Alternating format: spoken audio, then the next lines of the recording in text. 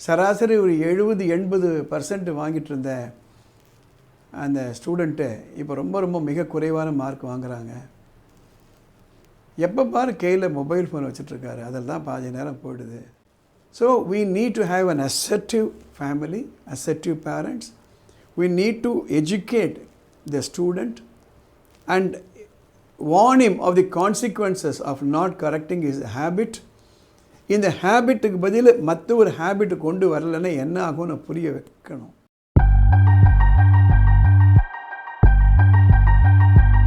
பாம்பேலேருந்து ஒரு parent phone பண்ணாங்க.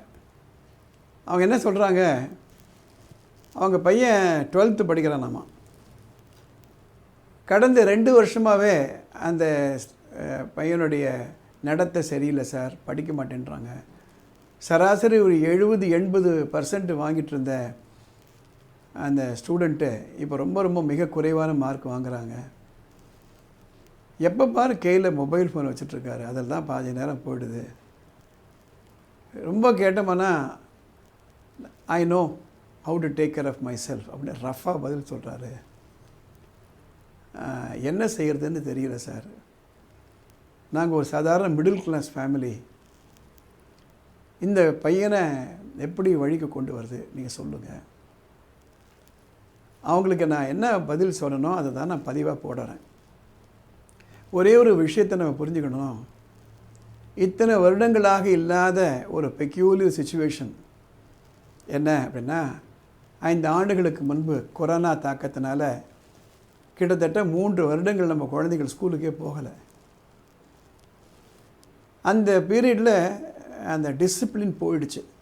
தினம் காலையில் எழுந்திருக்கணும், ஒரு குறிப்பிட்ட நேரத்துக்குள்ளே ரெடி ஆகிடணும், பள்ளிக்கூடத்துக்கு போகணும், அங்கே டீச்சர்கள் இருப்பாங்க, கிளாஸில் ஒழுங்காக உட்காரணும், ஹோம்ஒர்க் கொடுப்பாங்க, அதை வீட்டில் வந்து பண்ணிவிட்டு மறுநாள் கொண்டு போய் கொடுக்கணும். அது செய்யலைன்னா கண்டிப்பாங்க இல்லை தண்டிப்பாங்க. ரெகுலராக ஸ்கூலுக்கு போகணும், டெஸ்ட்டுக்கு படிக்கணும். இதுக்கு 3 வருஷத்துக்கு இல்லை. இதுக்கு மேலே சிகரம் வச்ச மாதிரி என்ன நடந்ததுன்னா, எல்லா ஸ்டூடெண்ட்டையும் இது மாதிரி ஒன்று கொடுத்துட்டோம்.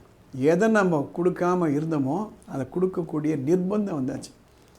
சாதாரண மக்கள் கூட ஒரு 6000-10,000 ரூபாய் கொடுத்து ஸ்மார்ட் ஃபோனை வாங்கி கொடுத்துட்டாங்க. வேறு வழி இல்லை. பள்ளிக்கூடத்தில் ஆன்லைன் வகுப்புகள் நடத்தினாங்க. 3 வருஷம் அந்த குழந்தைகளுக்கு இதோடையே பழகிட்டாங்க. அந்த குழந்தைகள் எல்லாம் மெச்சூர் ஸ்டூடெண்ட்ஸ் இல்லையே.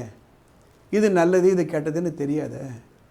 இதில் என்னென்னலாம் மோசமாக வந்திருக்குன்னு நீங்கள் தேடி பார்த்தீங்களான்னு தெரியும். இதில் அலோகிரிதம் எப்படி இருக்குன்னா, ஒரு முறை ஒரு விஷயத்தை நம்ம பார்த்தாச்சுன்னா அது புரிஞ்சுக்கும். ஓஹோ, இவர் இந்த ஏஜ்காரங்க இதெல்லாம் பார்க்குறாங்க, இன்னும் கொஞ்சம் கொடு இன்னும் கொஞ்சம் கொடு. அது மாதிரி வந்து த சில்ட்ரன் காட் அடிக்டட். மன ரீதியாகவும் உடல் ரீதியாகவும் தே காட் அடிக்டட். 3 வருஷம் உங்களுக்கு காலையில் 6 மணிக்கு காஃபி சாப்பிட்டு பழக்கம் அப்படின்னா, திடீர்னு ஒரு நாளைக்கு காஃபி கொடுக்க மாட்டேன்னா என்ன நிலையோ அந்த நிலை தான் இப்போ இருக்கக்கூடிய குழந்தைகள். அது மட்டுமல்ல, 3 ஆண்டுகள் அந்த படிப்பே அவங்களுக்கு சொல்லிக் கொடுக்கல. இப்போ மேத்தமேட்டிக்ஸோ ஃபிசிக்ஸோ கெமிஸ்ட்ரியோ பார்த்திங்களான்னா ஒரு ஸ்டெப் பை ஸ்டெப் தான் சொல்லிக் கொடுப்பாங்க. அது மாதிரி தான் சிலபஸே ஃபார்ம் ஆகும். 3 வருஷம் there is a gap in math, there is a gap in physics and chemistry and all that. அதை பள்ளிக்கூடம் திறந்து அதை மறுபடியும் சொல்லிக் கொடுக்குறது நேரமும் இல்லை. அந்த ஸ்டூடெண்ட்ஸ் தான் இன்றைக்கி எல்லா கிளாஸ்லையும் இருக்காங்க. So they are special children. we need to understand them. சரி, இந்த மொபைல் ஃபோனுக்கு எப்படி வழி கொண்டு வருதுன்னா, அவங்களுக்கு என்னென்ன அட்வைஸ் பண்ணேன் அப்படின்னா, there is a process called mobile phone de-addiction. உட்காந்து பேசணும் அந்த குழந்தைகளோட. 1.5 மணி நேரம் ஆகும். அந்த பேரண்ட்ஸை நம்ம ட்ரெயின் பண்ணணும், அந்த ஸ்டூடெண்ட்ஸுக்கு புரிய வைக்கணும்.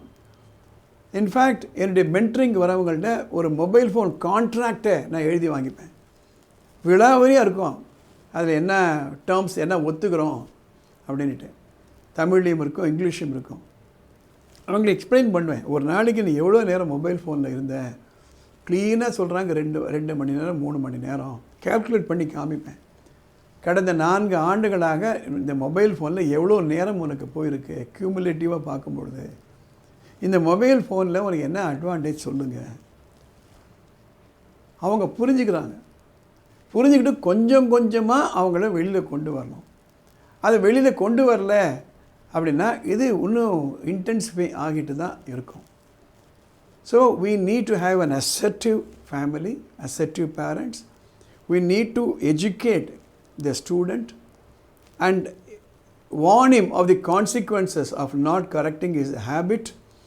இந்த ஹேபிட்டுக்கு பதில் மற்ற ஒரு ஹேபிட் கொண்டு வரலைன்னா என்ன ஆகும்னு புரிய வைக்கணும்.